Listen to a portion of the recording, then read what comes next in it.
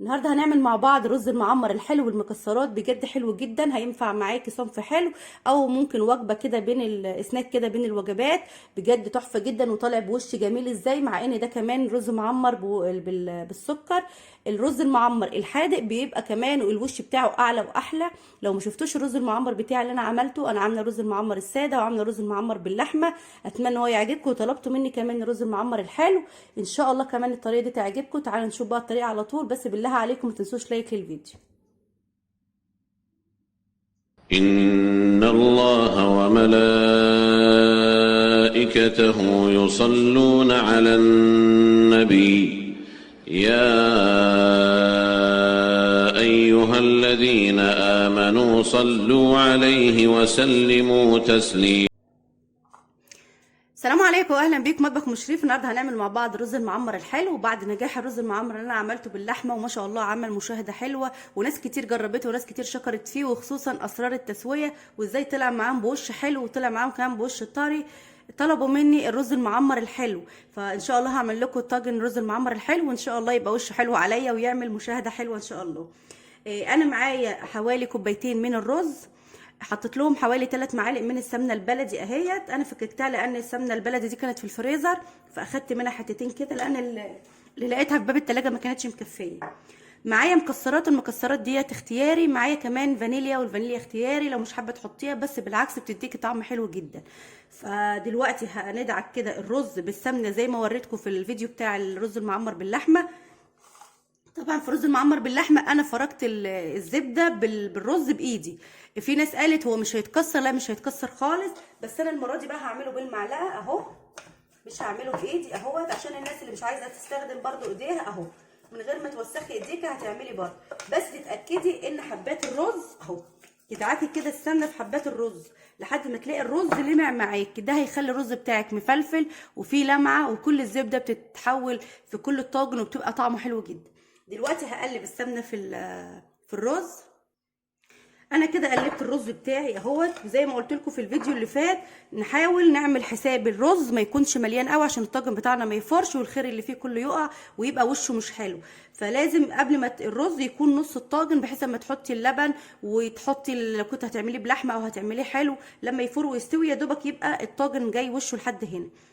طبعا انا نقصت شلت مكان الزبده ديت اهو، وهحط كده معلقتين صغيرين. هعمل الطاجن ده بملح اهو، بصوا معلقتين بس صغيرين كفايه جدا عشان لما يستوي وياخد براح. وطبعا انا حبيت استغل السمنه اللي فيه. وده هنعمله بالسكر. طبعا انا معايا كيلو اللبن ده غليته عشان ادوب فيه السكر، والسكر ما يرقدش في قعر الطاجن وينحرق. طبعا هاخد رشه ملح بسيطه بسيطه خالص، بس اهي تعادل الطعم اهي. وهبتدي احط هنا بقى ده اللي بالملح، اللي بالملح احط له شويه برضو اهو سنه صغيره، لان الطواجن ديت خلي بالك ما تعملهاش ما تحدهاش زي الرز العادي، لان الحاجات اللي بيبقى فيها لبن بتتحدق بسرعه. طبعا هقلب اهو. المكسرات اللي عندي طبعا ديت اختياري، حابه تحطيها حبه مش حابه براحتك.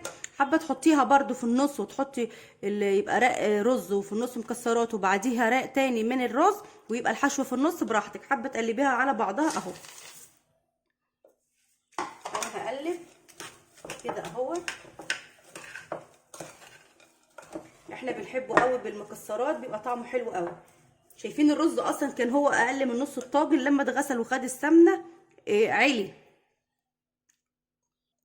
دلوقتي انا ضفت الفانيليا للبن، وهبتدي احط السكر بتاعي طبعا حسب الرغبه اهو 2.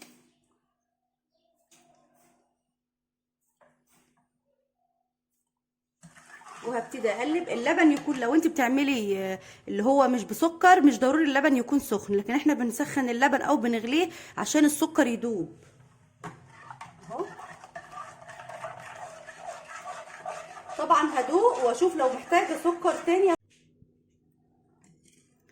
دلوقتي السكر بتاعي داب اهو. هبتدي انزل كده باللبن بسم الله.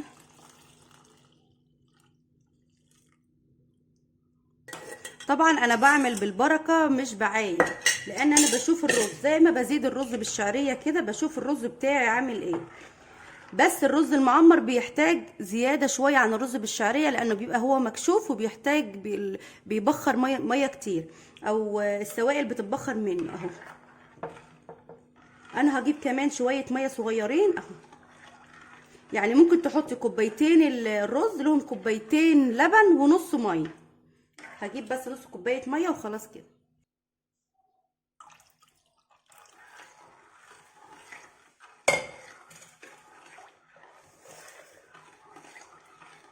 خلاص كده تمام جدا، لان الرز المعمر ما بيتقلبش. طبعا انا معايا معلقتين قشطه كده في التلاجة اهو.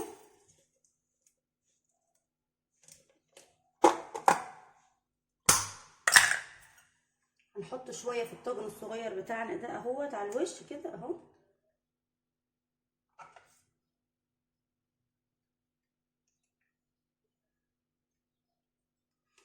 ونركز بقى في الطاجن بتاعنا ده اهوت. القشطه ما نقلبهاش على الرز، القشطه زي ما قلت لكم في الفيديو اللي فات بنحطها كده بحيث ان هي بتفور مع اللبن. اول ما بتفور بتدينا وش حلو، فالرز بتاعنا بيطلع بوش جميل وبيبقى طري. خلاص كده احنا عملنا كفر للرز فبيبقى طري من جوه، عمره ما هينشف ابدا. وتحاولي توزعي كده اهو القشطه كلها عشان يبقى الرز كله او الطاجن كله وش واحد.